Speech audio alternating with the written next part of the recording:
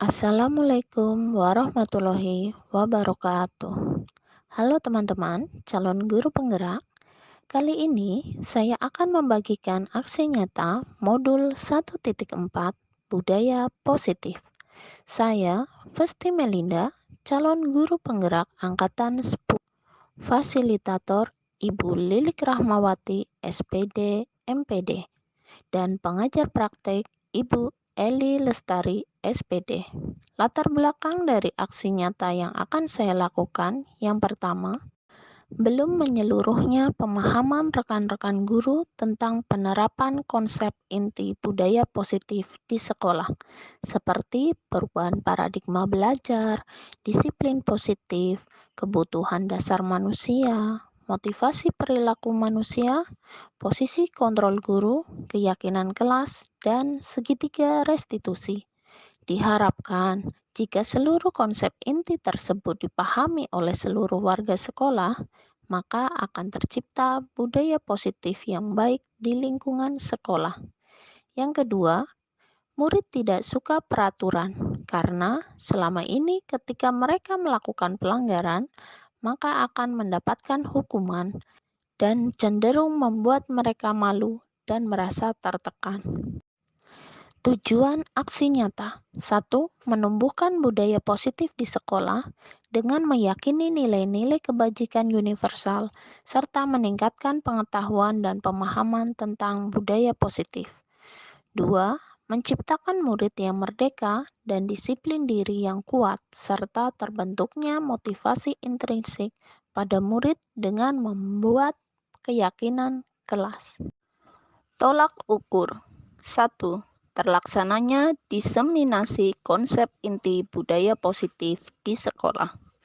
Kedua, terbentuknya keyakinan kelas melalui kegiatan kesepakatan kelas yang dilaksanakan bersama wali kelas atau guru dan murid. 3. Murid mampu menerapkan dan menjalankan keyakinan kelas yang sudah dibuat dan disepakati. 4. Terlaksananya penyelesaian masalah murid menggunakan penerapan segitiga restitusi. Lini masa tindakan. 1. Berkolaborasi dengan kepala sekolah. 2. Berkolaborasi dengan teman sejawat dengan meminta dukungan untuk menerapkan budaya positif. 3. Menyusun keyakinan kelas bersama murid. 4. Hasil keyakinan kelas ditempel di kelas masing-masing. 5. Melakukan diseminasi konsep inti budaya positif. Dukungan yang dibutuhkan. Pertama, kepala sekolah. Kedua, rekan-rekan guru. Ketiga, wali kelas. Keempat, murid. Kelima, sarana dan prasarana yang dibutuhkan dalam membuat diseminasi penerapan budaya positif, keyakinan kelas, dan segitiga restitusi.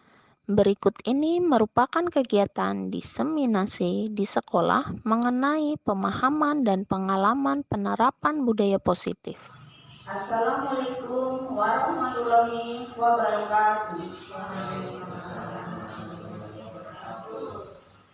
Yang terhormat Ibu Kepala SD Negeri Peguncen 03 serta Bapak Ibu Guru SD Negeri Peguncen 03 yang saya hormati pula. Pertama-tama marilah kita panjatkan puji syukur kehadirat Allah Subhanahu wa Ta'ala yang telah memberikan rahmat dan hidayahnya kepada kita sehingga kita dapat berkumpul dalam acara diseminasi menyebarkan pemahaman dan penerapan pengalaman budaya positif. Bersama saya Festi Melinda, calon CGP angkatan 10 dari Kabupaten Cilacap. Sholawat serta salam semoga senantiasa tersandingkan kepada Nabi Agung Muhammad SAW. Sebelum acara kita mulai, boleh saya berpantun dulu? Boleh, silakan. Cinta pertama susah untuk dilupa. Cakep. Kenangan manis masih melekat terasa. Cakep. Salam hangat untuk semua. Semoga tetap semangat dan bahagia. SD Peguncen 3, jaya, jaya, jaya. Selamat pagi guru-guru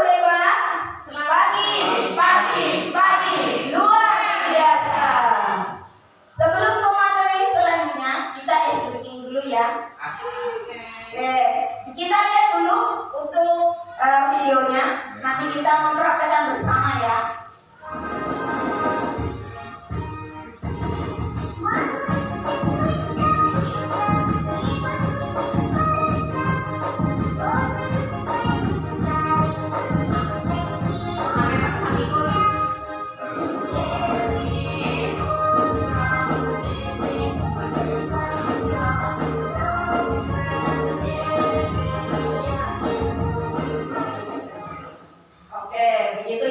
Bapak dan Ibu Guru, silakan semuanya kita berdiri.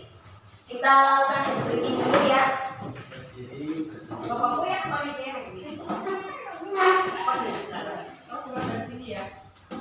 Oke, kita lakukan bersama ya Bapak Ibu ya.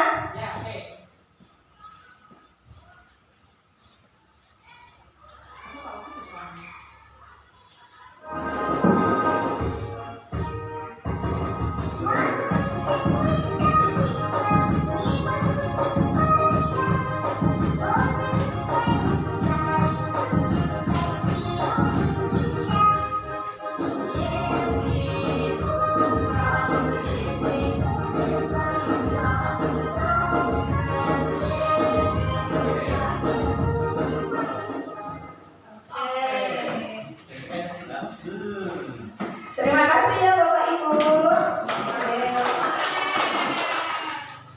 Sebelum ke materi tentang budaya positif ini, apa yang terbesit di benak Bapak Ibu? Kira-kira apa? Kalau dengar kata budaya positif, Pembiasaan yang baik. Pembiasaan yang baik, oke. Disiplin ya. Terus ada lagi Bapak Ibu? Datang tepat waktu. Ya, datang tepat waktu. Sekarang kita ke pertanyaan pematik.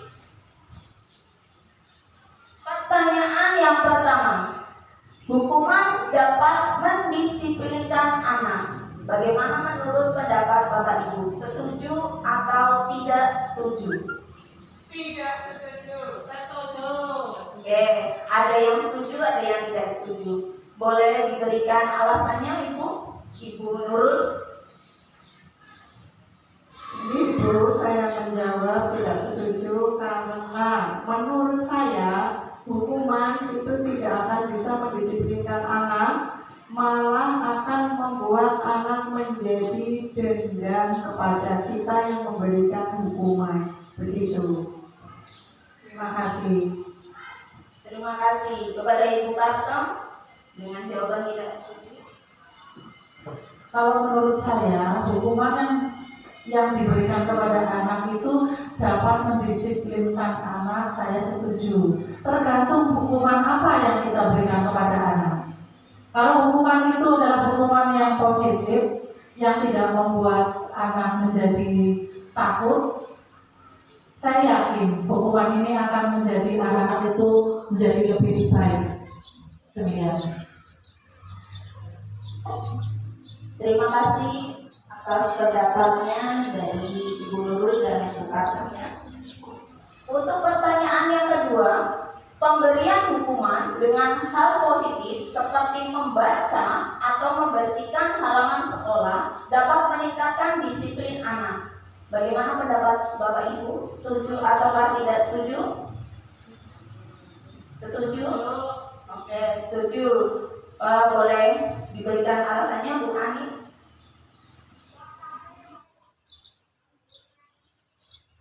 Karena pemberian hukuman dengan hal positif seperti membaca atau membersihkan halaman dapat meningkatkan disiplin anak, berpikir positif.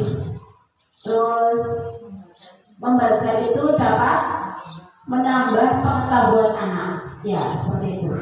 Terima kasih. Terima kasih ya.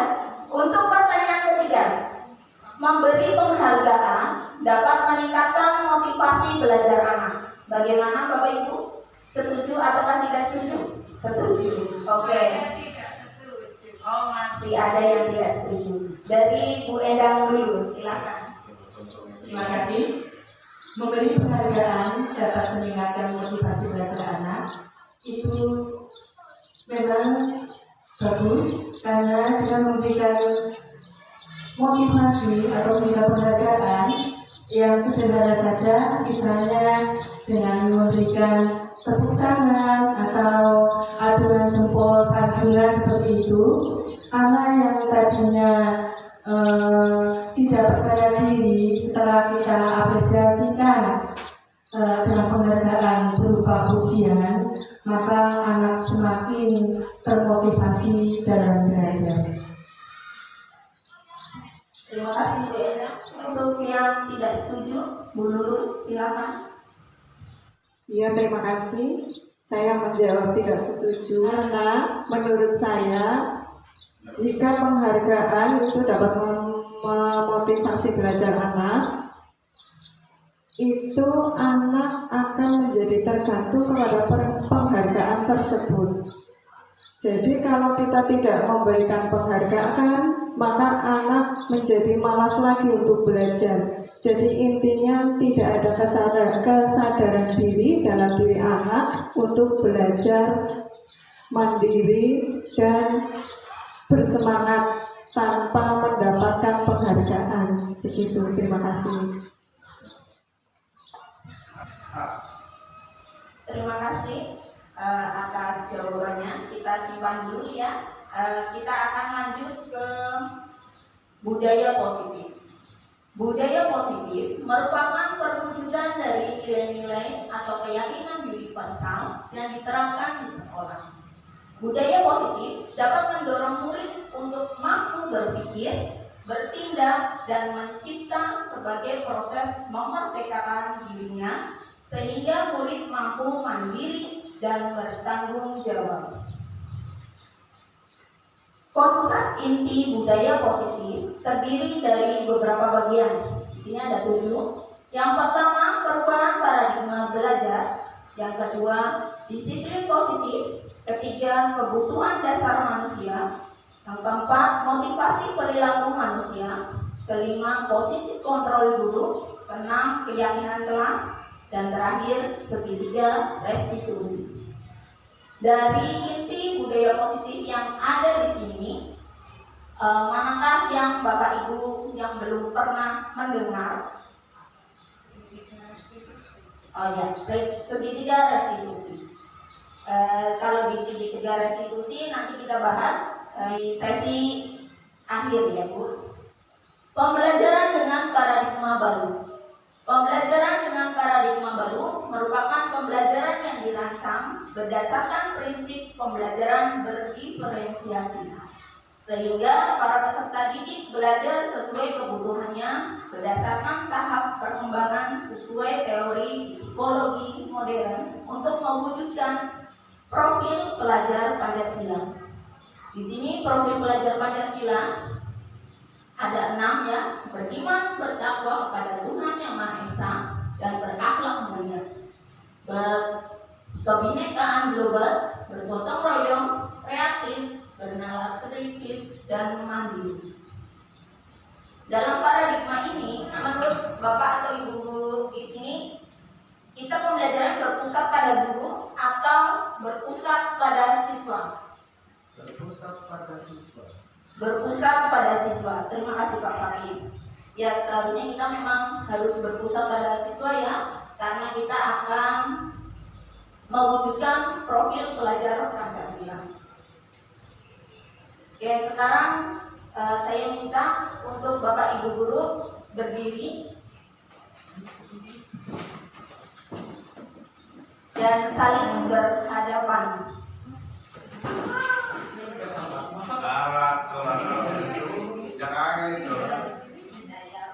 Di sini kita akan bermain dengan kepalan tangan ya. Jadi di antara misalnya Bu Endang ini menggenggam sesuatu yang berharga bagi Bu Endang. Misalnya yang berharga apa Ibu Endang? Uang ya. Misalnya Bu Endang itu memegang uang 50 juta, ya, itu digenggam dengan kuat. Dan sedangkan lawannya Bu Nurul itu mencoba ingin membukanya dengan rayuan, pujian, bahkan dengan ancaman. Silakan semuanya dengan lawannya ya, begitu menggenggam. Masing-masing itu punya apa yang berbeda. Silakan dipraktekkan. Kira-kira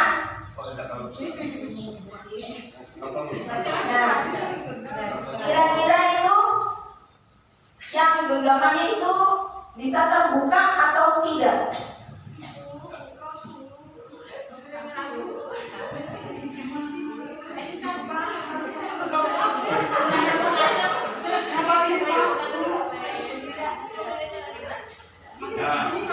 Bagaimana Bapak Ibu? Apa yang akan terjadi? Bertahan untuk tidak bisa dibuka. Oh, bertahan untuk tidak bisa terbuka ya. Berarti mempertahankan hal yang berharga baginya. Oke, terima kasih Bapak Ibu. Silakan duduk kembali. Jadi di sini ya, ini termasuk teori kontrol kita. Kita tidak bisa dikontrol oleh orang lain. Yang bisa membuka genggaman kita itu hanya diri kita. Karena itu menurut kita itu yang paling berharga bagi kita. Di sini ada miskonsepsi tentang teori kontrol dari Dr. William Glasser. Yang pertama, ilusi guru mengontrol murid. Contohnya, kayak kita ya biasanya, ini ada PR, nanti kerjakan di rumah. Ternyata ada beberapa siswa yang tidak mengerjakan PR. Berarti kan kita hanya berhalusinasi ya. Kita bisa mengontrol murid itu. Yang kedua, ilusi bahwa orang dewasa berhak memaksa. Itu juga sama, kita dengan murid biasanya memaksa, ini harus dikerjakan. Ternyata tidak semua siswa mengerjakan pekerjaan yang kita berikan. Yang ketiga, ilusi bahwa kritik dan membuat rasa bersalah mampu menguatkan karakter. Di sini juga kita walaupun dengan siswa itu sudah memberikan alasan-alasan, tapi tetap mereka tidak menguatkan karakter mereka. Mungkin mereka mau melakukannya itu dengan terpaksa karena takut dihukum. Dan yang terakhir, ilusi bahwa semua penguatan positif, efektif, dan bermanfaat. Di sini kita mengubah paradigma stimulus respon ke pendekatan teori kontrol. Stimulus respon di sini kita sudah mencoba mengubah agar orang berpandangan sama dengan kita. Ternyata di teori kontrolnya kita berusaha memahami pandangan orang lain tentang dunia. Di sini kita tidak bisa agar semua itu harus berpandangan sama dengan kita, harus sepaham ya. Ternyata itu tidak. Terus yang kedua, perilaku buruk dilihat sebagai suatu kesalahan. Dan di teori kontrol, semua perilaku memiliki tujuan. Yang ketiga, orang lain bisa mengontrol saya. Contohnya dengan tadi ya, dengan genggaman itu ternyata hanya Anda yang bisa mengontrol diri Anda. Yang keempat, saya bisa mengontrol orang lain. Ternyata Anda tidak bisa mengontrol orang lain. Yang kelima, pemaksaan ada pada saat bujukan gagal. Ternyata kolaborasi dan konsensus menciptakan pilihan-pilihan baru. Dengan kita membujuk ternyata gagal, tapi kita bisa berkolaborasi dengan orang lain. Yang terakhir, model berpikir menang kalah. Jadi di sini misalnya kalau saya bisa mengontrol dia, berarti saya yang menang. Ternyata kita harus menggunakan teori kontrol model berpikir menang-menang. Disiplin positif adalah pembiasaan hal yang baik mencakup sikap atau perilaku maupun tutur kata oleh seluruh warga di sekolah, terutama bagi murid, agar dapat berkembang menjadi pribadi yang kritis, mandiri, dan bertanggung jawab. Sebagai pendidik, tujuan kita adalah menciptakan peserta didik yang memiliki disiplin diri, sehingga mereka berperilaku mengacu kepada nilai-nilai kebajikan universal dan memiliki motivasi dalam diri menuju perubahan perilaku ke arah yang lebih baik. Untuk nilai-nilai universalnya, ini ada nilai-nilai kebajikan, nilai yang disepakati bersama, lepas dari suku bangsa, agama, bahasa, maupun latar belakangnya. Contoh nilai kebajikan institusi atau organisasi.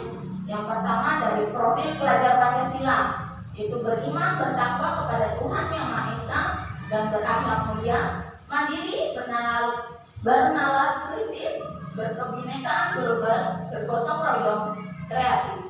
Yang kedua dari IPO Primary Yes Program, toleransi, rasa hormat, integrasi, integritas, mandiri, menghargai, antusias, empati, keingintahuan, kreativitas, kerjasama, percaya diri, dan komitmen. Yang ketiga, keterampilan hidup, bisa dipercaya, lurus hati, pendengar yang aktif, tidak merendahkan orang lain, memberikan yang terbaik dari diri.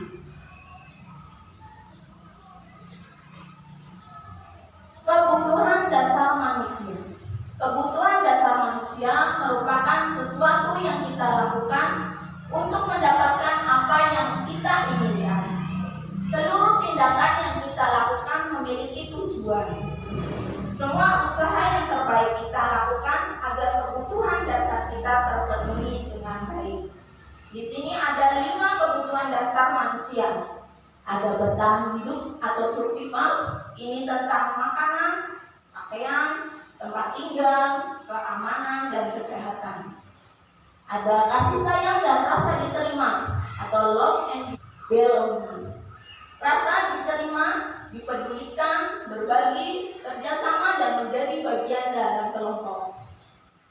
Penguasaan atau power, harga diri, keinginan dianggap, diakui untuk memimpin, berprestasi, dan didengar. Selanjutnya kebebasan atau freedom, mandiri, memiliki pilihan, mencoba hal baru, dan mampu mengendalikan arah dirinya. Dan yang terakhir adalah kesenangan atau fun, bermain, humor, antusias, dan tertawa. Di sini ada kasus Ibu Ria, guru kelas 6 di SD Permai, sedang bingung menghadapi ulah salah satu murid di kelasnya bernama Agus. Beberapa anak telah datang dan mengeluhkan Agus yang seringkali meminta bekal makan siang mereka dengan paksa. Jika Anda menghadapi situasi seperti Bu Lia, apa yang akan Anda lakukan?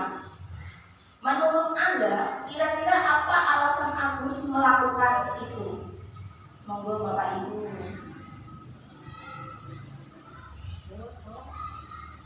Oke, Bu Erlina, silakan. Baik, saya akan menyampaikan tentang kasus Agus tadi. Yang pertama adalah Agus itu lapar dan orang tuanya mungkin tidak membawakan bekal pada waktu dia berangkat sekolah, sehingga dia kelaparan makan siangnya, begitu Ibu. Terima kasih, silakan Bapak.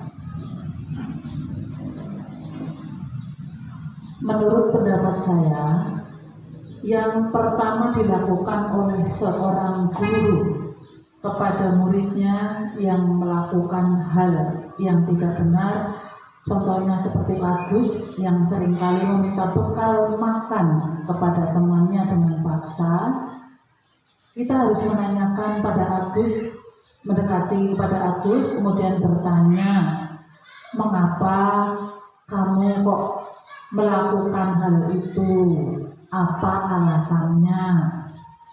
Nah, mungkin setelah kita tahu alasannya, mungkin juga karena Agus tidak diberi bekal oleh orang tuanya, sehingga kita bisa menyimpulkan bahwa yang dilakukan Agus itu semata-mata karena orang tuanya yang kurang perhatian. Kemudian apa yang Anda lakukan? Oh ya, Yaitu tadi, pertama menegur, kemudian setelah menegur memberikan penjelasan bahwa yang dilakukan Agus itu tidak benar, walaupun tidak dikasih bekal oleh orang tuanya, tapi jangan sampai meminta bekal kepada temannya dengan paksa. Gitu. Terima kasih atas pendapatnya. Di sini ya, dari kasus Agus ini sebenarnya kita harus menerapkan disiplin positif. Si Ibu Ria sebaiknya mencari tahu benar dengan tanggapannya Bu Hartem ya, alasan Agus melakukan tindakan itu agar mengetahui kebutuhan mana yang sedang berusaha dipenuhi oleh Agus. Nah, di sini saya sudah memberikan 5 dari yang tadi kebutuhan hidupnya. Dari bertahan hidup mungkin benar dari pernyataan Bu Erlina ya, mungkin si Agus lagi lapar karena orang tuanya tidak membawakan bekal makan siang. Terus untuk yang kedua, dari kasih sayang dan rasa diterima, si teman Agus itu jadi diperhatikan, jadi perhatian pada Agus. Yang ketiga, penguasaan. Si Agus di sini mungkin dia merasa hebat karena temannya jadi takut dan menurutinya. Bisa juga dengan kebebasan. Si Agus ini di sini merasa bosan dengan bekal yang dibawanya. Mungkin karena bekalnya itu yang diberikan oleh orang tuanya, menunya sama itu saja. Dan yang terakhir itu dengan kesenangan. Mungkin si Agus ini suka jahil, hanya iseng, dan dia menikmati ekspresi wajah teman-temannya yang kesal. Mungkin seperti itu ya Ibu Bapak. Oke, selanjutnya teori motivasi manusia. Di sini ada motivasi eksternal dan motivasi internal. Dari motivasi eksternal ini ada 2. Yang pertama, untuk menghindari ketidaknyamanan atau hukuman. Misalnya dengan apa yang akan terjadi apabila saya tidak melakukannya. Yang kedua, untuk mendapatkan imbalan dari orang lain atau institusi. Mungkin kalau dia melakukannya, apa yang akan saya dapatkan apabila saya melakukannya. Yang ketiga, motivasi internal, dan di sini adalah tujuan dari disiplin positif, yaitu untuk menghargai diri sendiri. Saya akan menjadi orang yang seperti apa bila saya melakukannya. Dan di sini tadi dihukum oleh penghargaan ya. Ternyata bahwa penghargaan berlaku sama dengan hukuman. Jadi tadi di pertanyaan pematik yang pertama itu, ternyata penghargaan ini sama dengan hukuman.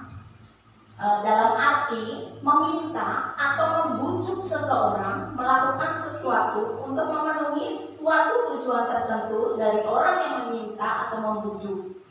Dorongan eksternal dan akan ada faktor ketergantungan. Nah, di sini jadi anaknya tergantung. Beberapa dampak dari pemberian penghargaan, contohnya pengaruhnya jangka panjang dan jangka pendek. Untuk jangka panjangnya mungkin anaknya jadi ketergantungan. Untuk jangka pendeknya dia akan mematuhi, tapi kalau misalnya sudah tidak dikasih penghargaan sama salah satu guru, misalnya hanya mantek sama satu guru itu, sedangkan dengan guru lain tidak. Untuk yang kedua, penghargaan itu menghukum. Tadi sama ya, memberikan penghargaan sama dengan menghukum. Yang ketiga, penghargaan mengurangi ketepatan. Dan keempat, penghargaan tidak efektif. Selanjutnya, penghargaan merusak hubungan. Jadi seharusnya dengan guru saling menghormati, karena dengan pemberian penghargaan ini, jadi kalau saya tidak dikasih penghargaan oleh Bu Pesti, saya tidak akan mengerjakan soal, misalnya seperti itu. Terus di sini juga penghargaan menurunkan kualitas.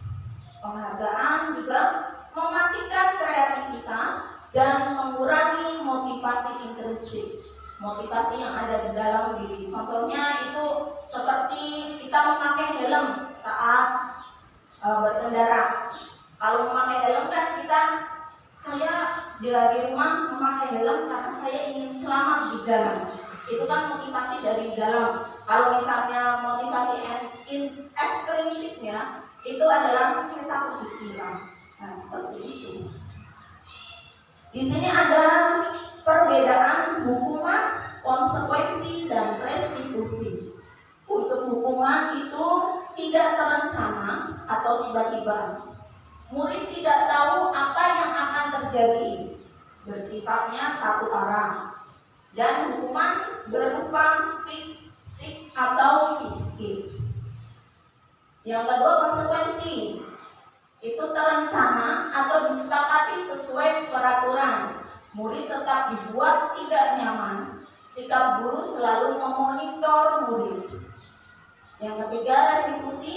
Proses menciptakan kondisi bagi murid untuk memperbaiki kesalahan. Proses kolaborasi yang mengajarkan murid untuk mencari solusi sendiri. Jadi dari ketiga ini yang paling bagus itu adalah restitusi. Karena di sini murid diajak untuk memperbaiki kesalahannya dan mencari solusi sendiri. Oke, untuk materi ini adakah yang mau ditanyakan? Tidak, terima kasih. Sekarang kita belajar. Coba, ini hukuman atau konsekuensi. Dari pertanyaan yang pertama dulu. Mencatat 100 kali di dalam buku kalimat.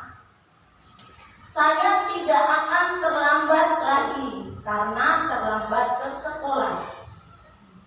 Kira-kira hukuman atau konsekuensi?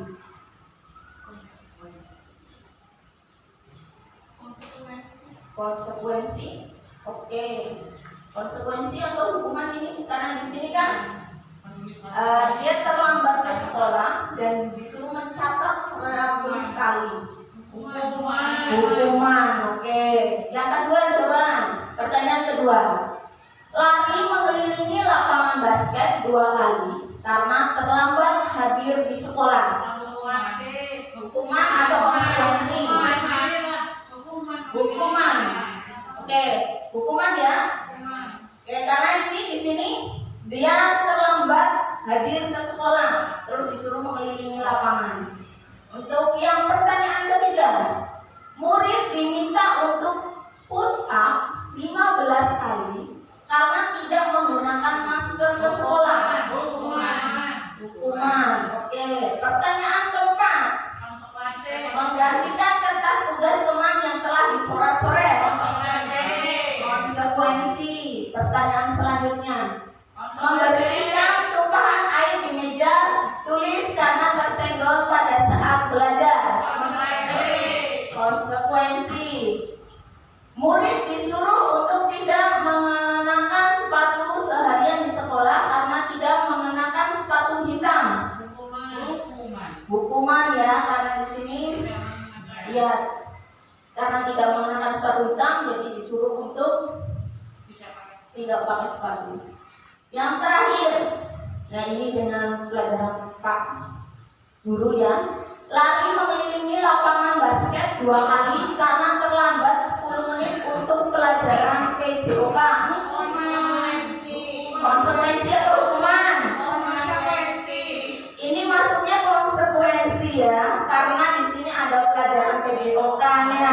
Mungkin karena sudah membuat kesepakatan terlebih dahulu. Nah ini jawabannya ya.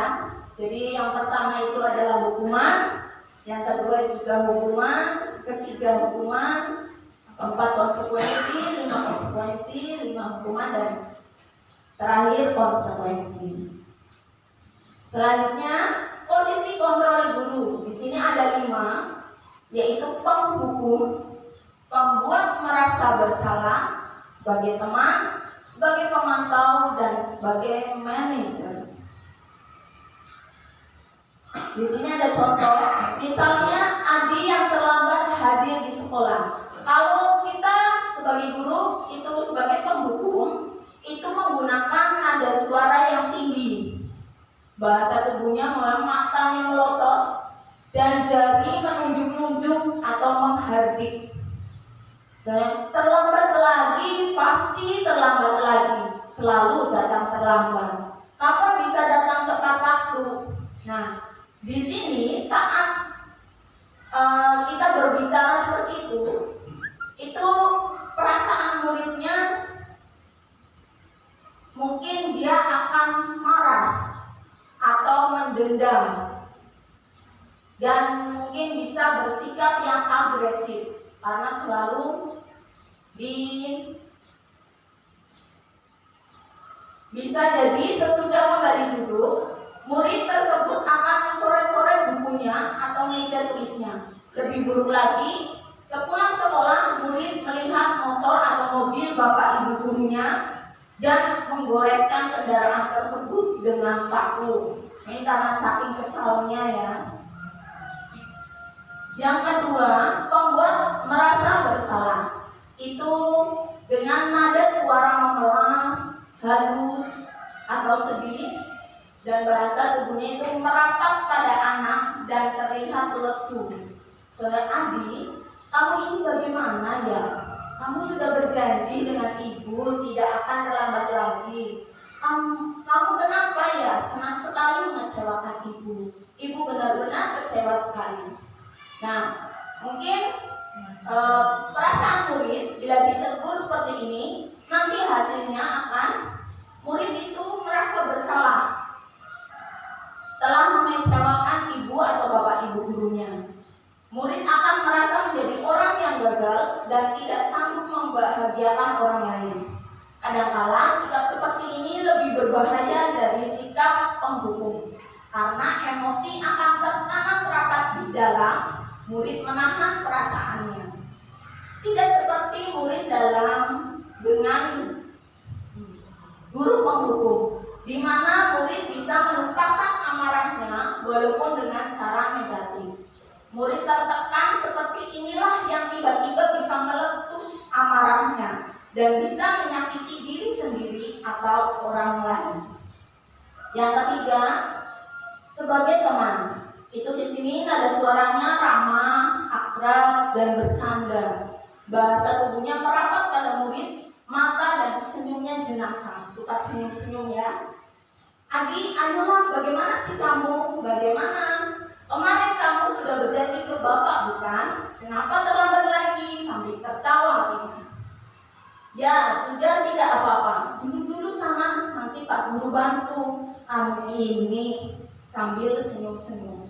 Bagaimana perasaan murid dengan sikap guru seperti ini? Mungkin hasilnya murid akan merasa senang dan akrab dengan guru. Ini termasuk dampak yang positif. Hanya saja di sisi negatifnya, murid menjadi tergantung pada guru tersebut. Bila ada masalah, dia merasa bisa mengandalkan guru tersebut untuk membantunya. Akibat lain dari posisi teman, Adi hanya akan berbuat sesuatu bila yang menyuruh adalah guru tersebut, dan belum tentu berlaku yang sama dengan guru atau orang lain. Di posisi pemantau, di sini nada suaranya datar, bahasa tubuh yang formal. Misalnya, Adi, tahukah kamu jam berapa kita mulai? Adinya menjawab, tahu Pak. Guru, kamu terlambat 15 menit. Apakah kamu sudah mengerti konsekuensi yang harus dilakukan bila terlambat? Adi menjawab, paham Pak. Saya harus tinggal kelas pada jam istirahat nanti dan mengerjakan tugas ketertinggalan saya. Guru, ya benar, nanti pada saat jam istirahat kamu harus tinggal di kelas untuk menyelesaikan tugas yang tertinggal tadi. Saya tunggu. Bagaimana perasaan murid diperlakukan seperti ini? Hasilnya mungkin murid memahami konsekuensi yang harus dijalankan karena telah melanggar salah satu peraturan sekolah. Guru tidak menunjukkan suatu emosi yang berlebihan, menjadi marah atau membuat merasa berbuat salah. Murid tetap dibuat tidak nyaman, yaitu harus tinggal kelas pada waktu jam istirahat dan mengerjakan tugas. Guru tetap harus memantau murid pada saat mengerjakan tugas di jam istirahat, karena murid tidak bisa ditinggal seorang diri. Dan yang terakhir adalah posisi manajer. Di sini nada suaranya halus, bahasa tubuhnya tidak kaku, mendekat ke murid. Contohnya, guru, Adi, apakah kamu mengetahui jam berapa sekolah dimulai? Adi menjawab, tahu Pak, jam 7.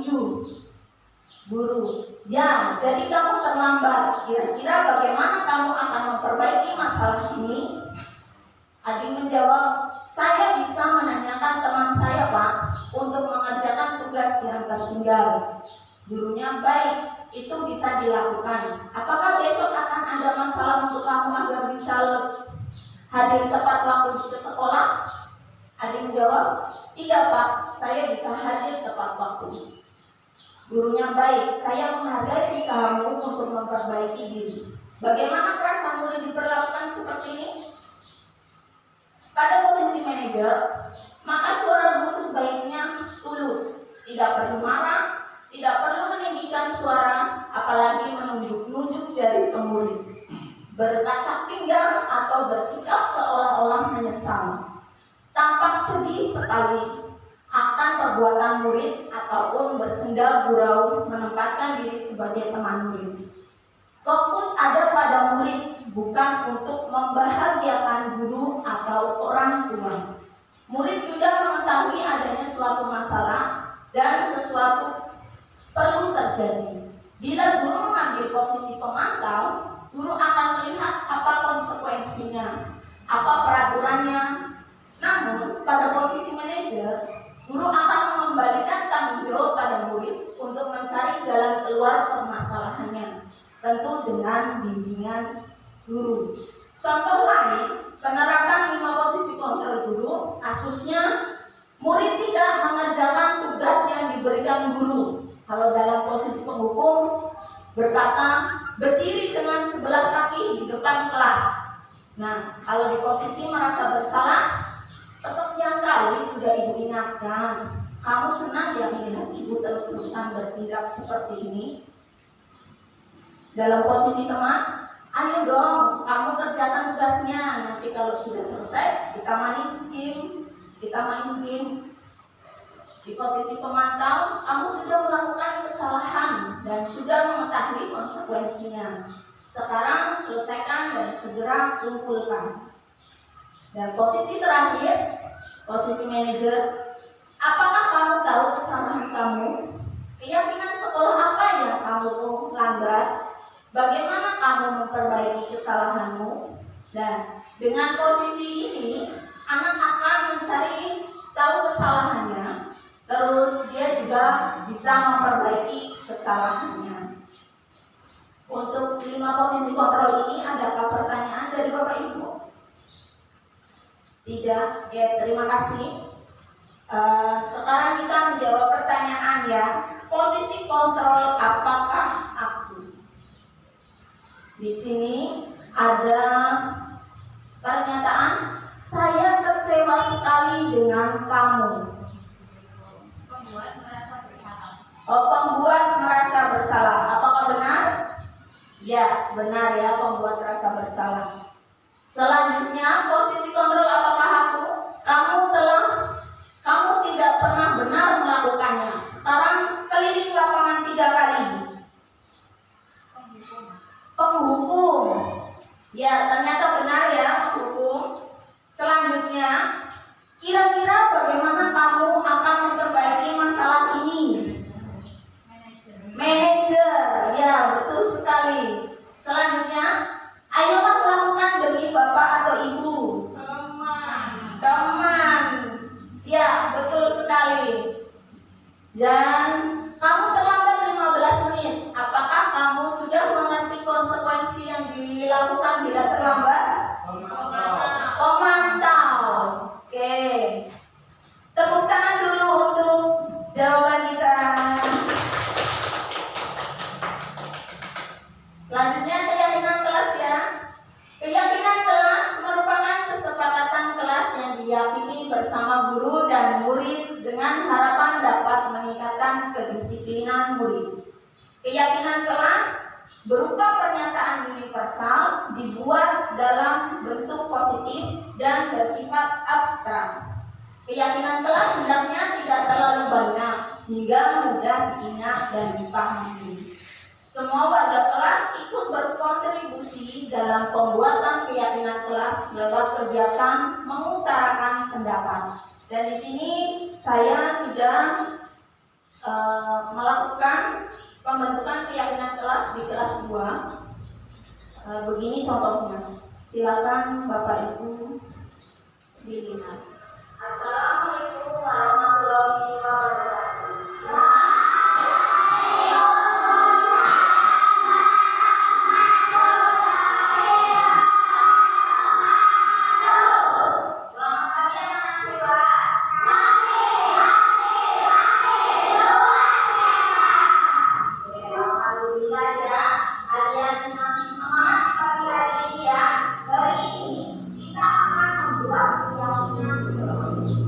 Kita mengatakan tujuan kegiatannya pada anak. Kita akan bersurat pendapat. Bersurat pendapat itu maksudnya kalau mengungkapkan pendapat kamu boleh berpendapat di sini. Ya, nanti menjadi kesepakatan dan keyakinan di kelas kita. Keyakinan kelas ini harus dilakukan dengan baik dan kalian harus bertanggung jawab dan kita sudah menyepakati kesepakatan. Contohnya, keyakinan kelas adalah tidak boleh mencontek. Selain itu apa lagi? Ayo katanya. Ya, tidak boleh buang sampah sembarangan. Boleh. Terus apa lagi? Menghormati guru. Boleh.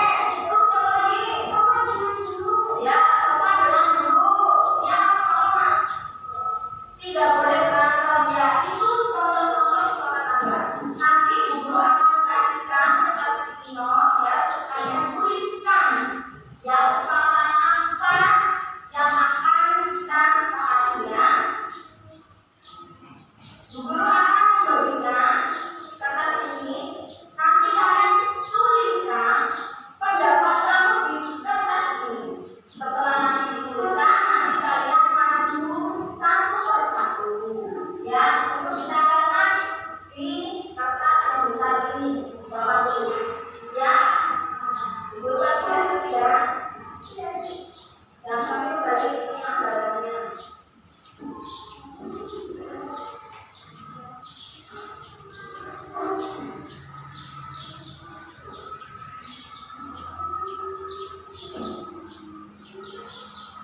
Oh iya, kalau tulisnya jangan lupa dikasih nama kalian ya. Dikasih nama kalian, jadi nanti guru tahu ini pendapatnya dari siapa.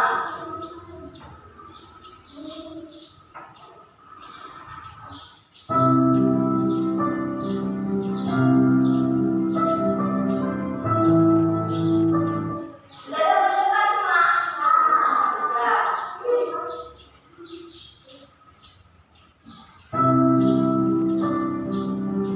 Setelah mendapatkan kertas, mereka menuliskan pendapatnya.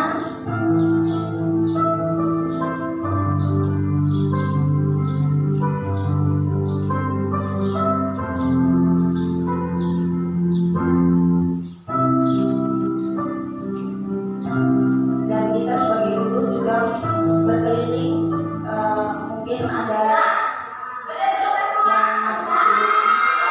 Kalau sudah, silakan maju satu persatu, ya, jangan berebut. Ayo, silakan.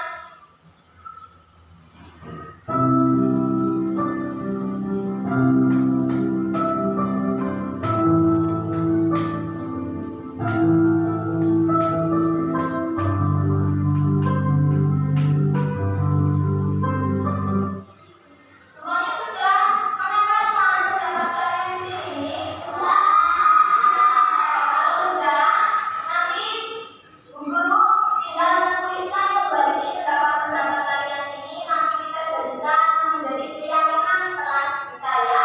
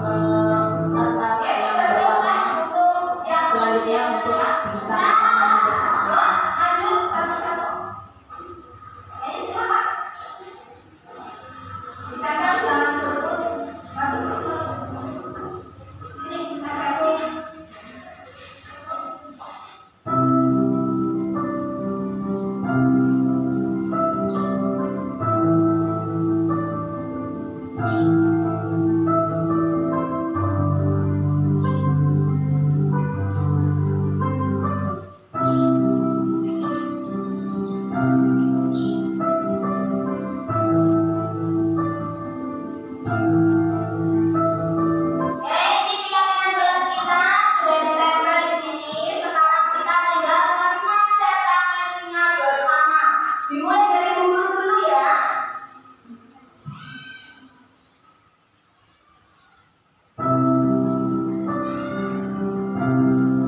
Dan di sini kita menandatangani bersama antara guru dan seluruh siswa.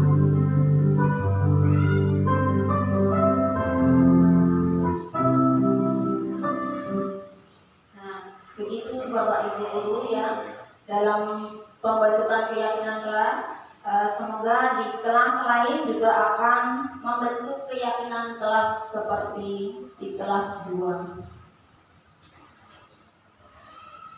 Selanjutnya, segitiga restitusi. Segitiga restitusi adalah suatu proses dialog yang dijalankan guru atau orang tua agar dapat menghasilkan murid yang mandiri dan bertanggung jawab. Segitiga restitusi membantu murid memiliki tujuan disiplin positif dan memperbaiki dirinya setelah berbuat salah. Restitusi bukan untuk menebus kesalahan, namun untuk belajar dari kesalahan. Untuk segitiga restitusi ini ada 3 langkah. Yang pertama, menstabilkan identitas. Yang kedua, validasi tindakan yang salah. Dan yang terakhir, menanyakan keyakinan. Menstabilkan identitas. Berdasarkan prinsip membuat kesalahan adalah bagian dari proses pembelajaran. Dengan berkata, berbuat salah itu manusiawi. Tidak ada manusia yang sempurna. Bapak atau ibu juga pernah melakukan kesalahan seperti itu. Bapak atau ibu tidak tertarik mencari siapa yang salah, tapi bapak atau ibu ingin mencari solusi dari permasalahan ini. Kamu berhak merasa begitu. Untuk yang kedua, validasi tindakan yang salah. Di sini berdasarkan prinsip setiap perilaku berupaya memenuhi suatu kebutuhan tertentu. Dengan pertanyaan, kamu pasti punya alasan mengapa melakukan hal itu. Padahal kamu bisa melakukan yang lebih buruk dari ini ya. Kamu patut bangga pada dirimu sendiri karena kamu telah melindungi sesuatu yang penting buatmu. Dan di sini yang terakhir, proses terakhir adalah menanyakan keyakinan kelas. Berdasarkan prinsip teori kontrol bahwa pada dasarnya kita termotivasi secara intrinsik. Dengan pertanyaan, apa keyakinan kelas kita? Nilai-nilai apa yang telah kita sepakati bersama? Seperti apa gambaran kelas yang ideal menurut kamu? Kamu mau jadi orang yang seperti apa? Dan di sini saya juga sudah menerapkan segitiga restitusi kepada salah satu murid saya. Ini contoh dari penerapan segitiga restitusi. Tadi belum laporan dari artinya kamu harus bertengkar ya dengan kita. Kenapa kesel?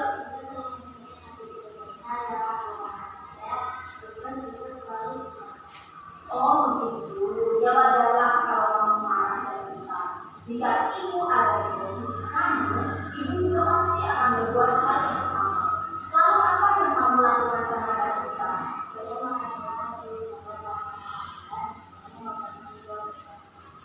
Oh begitu, pasti kamu berbuat seperti itu ada alasannya ya.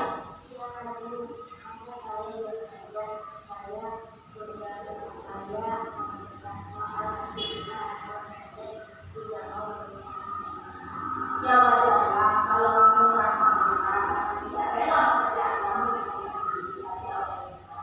Ibu sangat menghargai tindakan kamu yang tidak berbuat lebih buruk daripada itu. Misalnya memukul. Sekarang coba kita pikirkan, tindakan kamu marah sampai mendekat meja. Apakah sesuai dengan keyakinan kelas kita? Menurut kamu, keyakinan kelas apa yang sudah dilakukan? Ya betul. Menurut kamu, saling menghormati antar teman itu penting tidak?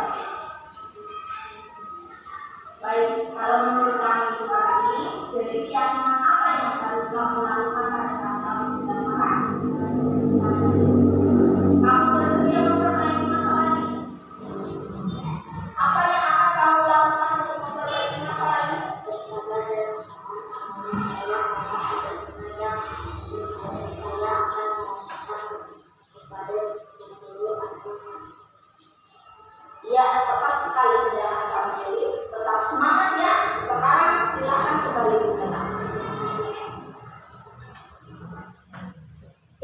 contoh penerapan segitiga restitusi dengan kita bertanya dulu kepada si anak alasannya apa melakukan hal itu. Dengan begitu kita bisa memvalidasi tindakan yang salah, terus mereka carikan solusinya. Semoga dengan pemaparan saya ini ke depannya kita dapat menerapkan budaya positif dan dapat meningkatkan kualitas SD Negeri Pekuncen 3. Sebelum diakhiri, saya punya pantun. Duduk kesepian tanpa kekasih. Cukup sekian dan terima kasih. Terima kasih kepada Bapak Ibu yang sudah meluangkan waktunya. Saya akhiri. Wassalamualaikum warahmatullahi wabarakatuh. Waalaikumsalam warahmatullahi wabarakatuh. Respon guru terhadap kegiatan diseminasi pemahaman dan pengalaman penerapan budaya positif. Assalamualaikum warahmatullahi wabarakatuh. Saya Kartem SPD, rekan kerja dari Bu Fisti Melinda, calon guru penggerak Angkatan 10 dari Kabupaten Cilacap. Saya memberikan apresiasi yang tinggi kepada Bu Fisti terkait budaya positif yang sudah diterapkan dengan membuat keyakinan kelas. Saya sebagai teman ingin menerapkan juga keyakinan kelas yang Bu Fisti buat. Sukses selalu buat Bu Fisti. Berikut ini merupakan kegiatan penerapan pemahaman pada murid dengan pembentukan keyakinan kelas. Assalamualaikum warahmatullahi wabarakatuh.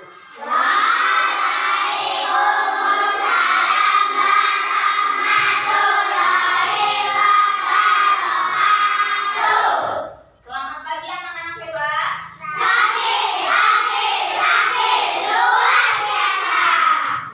Alhamdulillah ya, kalian masih semangat di pagi hari ini ya. Hari ini kita akan membuat keyakinan kelas. Keyakinan kelas itu sama dengan kesepakatan kelas. Nanti kita akan bercurah pendapat. Bercurah pendapat itu maksudnya mengemukakan pendapat kamu. Kamu boleh berpendapat di sini, ya.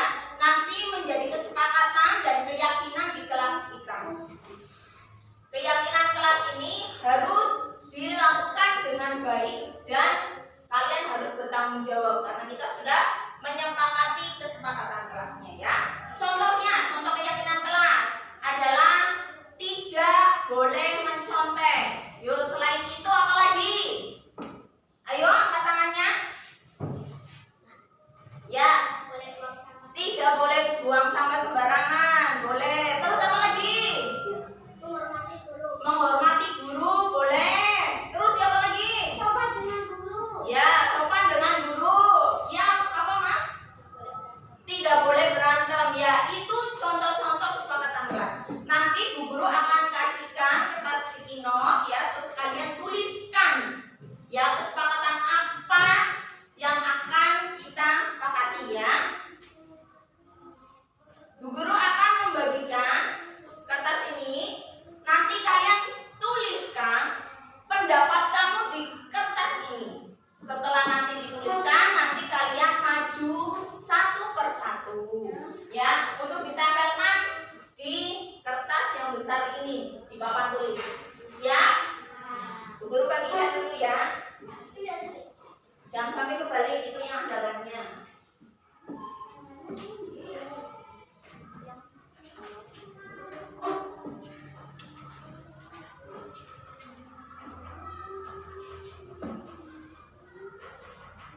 Oh iya, kalau nulisnya jangan lupa atasnya dikasih nama kalian ya. Dikasih nama kalian. Jadi nanti Bu Guru tahu ini pendapatnya dari siapa.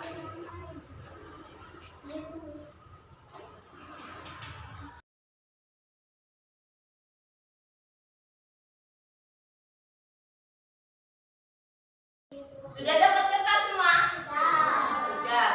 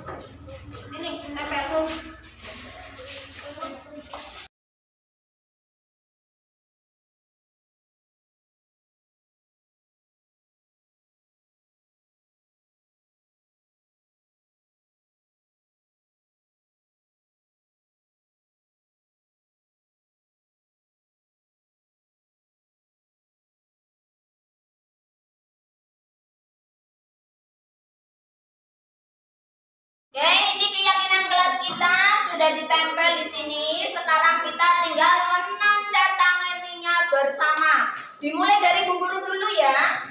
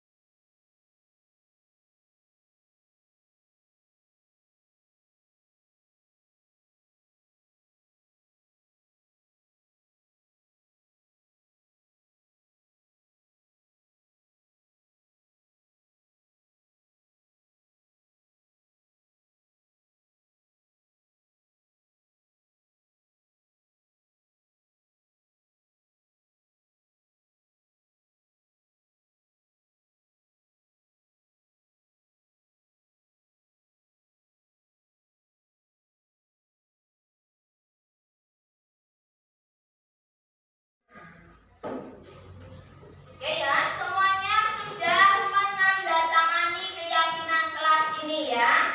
Bu Guru minta kalian nanti ini diyakini. Kita sudah sepakat untuk kesepakatan kelas kita.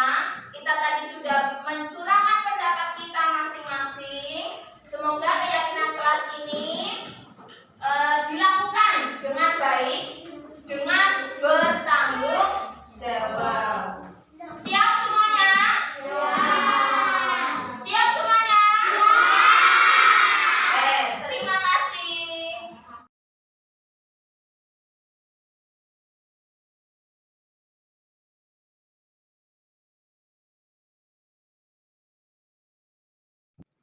Respon murid terhadap pembuatan keyakinan kelas. Assalamualaikum warahmatullahi wabarakatuh. Perkenalkan, nama saya Denis, kelas 2. Saya senang sekali mengikuti pembuatan keyakinan kelas. Membuat keyakinan kelas sangat penting karena membuat kita disiplin. Assalamualaikum, perkenalkan nama saya Halan, kelas 2. Saya sangat bersemangat mengikuti pembuatan keyakinan kelas. Membuat keyakinan kelas sangat penting karena dapat menumbuhkan tanggung jawab. Assalamualaikum warahmatullahi wabarakatuh. Perkenalkan, nama saya Ivan, kelas 2. Saya senang sekali membuat keyakinan kelas. Membuat keyakinan kelas sangat penting agar membuat kita menjadi lebih baik lagi. Assalamualaikum, perkenalkan nama saya Cynthia, kelas 2. Saya sangat bersemangat membuat keyakinan kelas. Membuat keyakinan kelas sangat penting akan menjadi ketertiban kelas. Assalamualaikum warahmatullahi wabarakatuh. Perkenalkan nama saya Agila, kelas 2. Saya senang membuat keyakinan kelas karena seru sekali.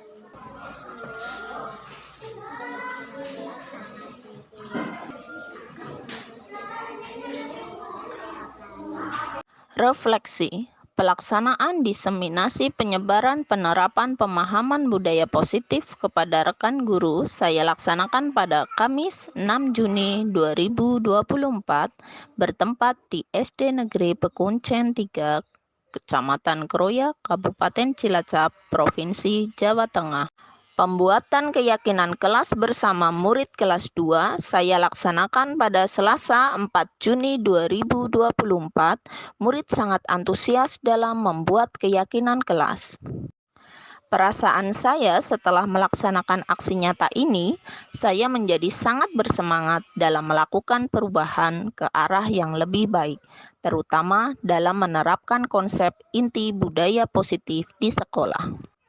Rencana perbaikan saya ke depan, pertama, selalu melakukan evaluasi secara berkala. Kedua, terus meningkatkan koordinasi dengan semua pihak di lingkungan sekolah. Ketiga, meningkatkan ilmu pengetahuan dan pengalaman terkait budaya positif. Keempat, berupaya meminimalisir kekurangan-kekurangan yang ada.